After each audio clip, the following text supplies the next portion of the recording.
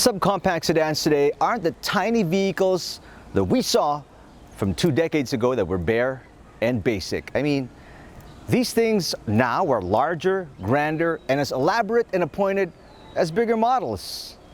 One of the best examples of that evolution is, ta-da, the Honda City. I mean, take a look at this beauty. It's stylish, sophisticated, and you're only looking at it from this angle. Don't worry, we'll give you the full 360 in just a little bit. There are 4 trims of the Honda City, and today we'll review the S CVT.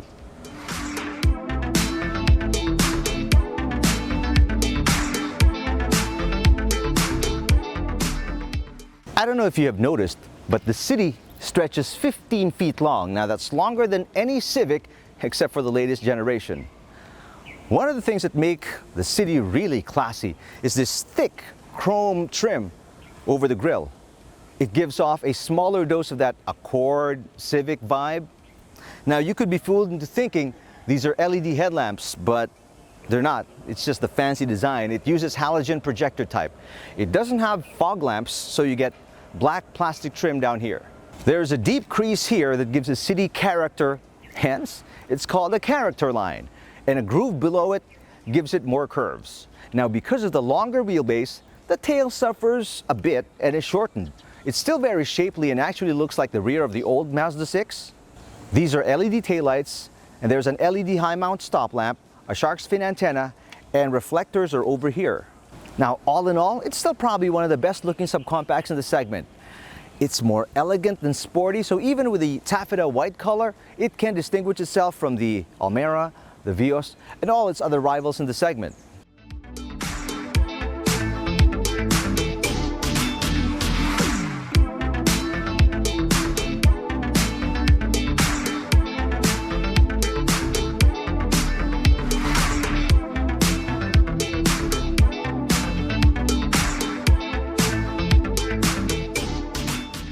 Now, it's a little odd that you get the start-stop button, which is obviously very convenient, but you have to actually whip out the key fob before you get into the car to unlock the doors. As the second model from the bottom, it doesn't get the premium materials you have on the S and the V trim. It's plastic everywhere. But I like the layout. It's very intuitive, just like most Hondas. So it's actually very easy to figure out which goes where. There's a silver trim here and over here on the polyurethane steering wheel just to break the monotony of the black cockpit. Aircon vents are big, so there's a lot of cool air coming out, which makes it easy to lower the temperature on a hot day. Now believe me, I've tested already. The fabric seats make me feel small as they feel just a size bigger than they should be, but the gear shifter could be a tad shorter for a sportier feel. Now I'm glad the aircon controls are analog. They are so much more responsive than digital models. And that's important when you're getting into a car that's been parked under the sun. The instrument panel is also analog but comes with a trip computer. The 8-inch infotainment system has colored fonts which are engaging to look at, but slimmer, so it could be harder to read for the visually challenged. It comes with Apple CarPlay, Android Auto, WebLink, and Bluetooth, but sends audio only to 4 speakers. This trim and the manual version doesn't have center and rear armrests and comes with 2 less cup holders. But the City's strength is actually interior space, and it's no different with this model. And without the extra equipment of the higher variants, the S trim is actually the roomier option. It has great head, leg, elbow room, and that's exactly what you're looking for in a subcompact car.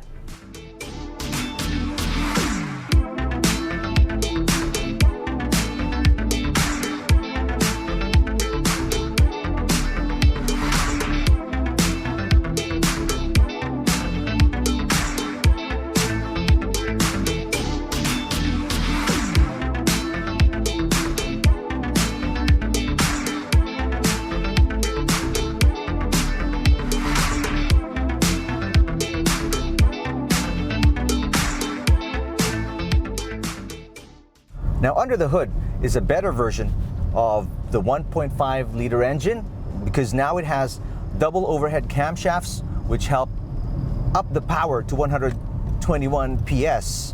Now in eco mode, The 145 Newton meters of torque is greatly suppressed, so I'd use that mode sparingly because it makes the drive flat, probably only during those times when you're really running low on fuel and you're waiting for the next price reduction before refueling.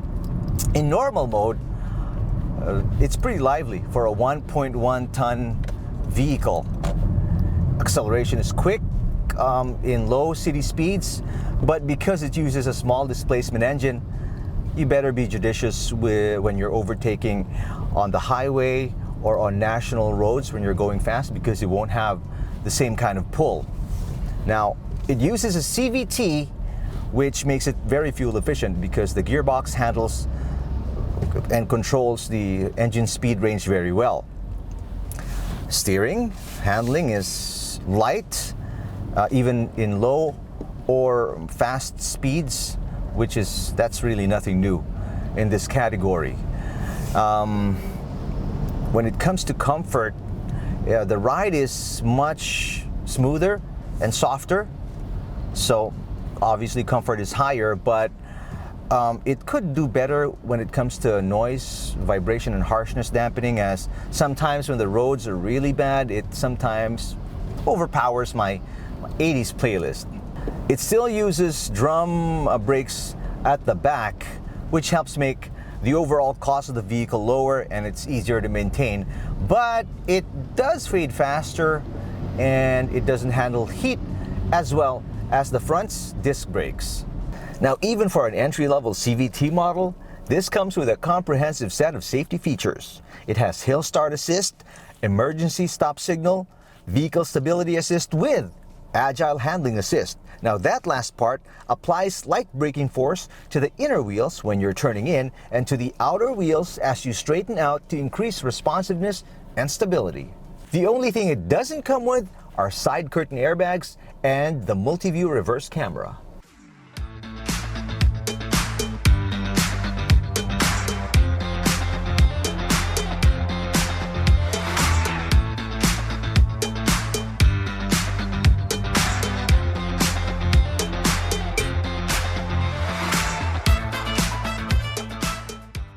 Now, despite more and more models joining the subcompact segment, the Honda City remains to be a Filipino favorite. In fact, it is the most successful Honda, or it was, in 2021 when it sold 3,957 units. Now, if you're wondering which Honda City variant is the best-selling, you're looking at it. With a price tag of 899,000 pesos, it is the 2021 Honda 1.5S CVT. Now, that price could have been a little lower if it were still assembled here in the Philippines, but that's something we'll tackle on the podcast. I'm Eric Tipan from AutoIndustriya.com. Don't forget to subscribe to our channel and also click that notification bell so you get alerted when we release new videos. Plus, follow us on Facebook, Instagram, Twitter, and TikTok.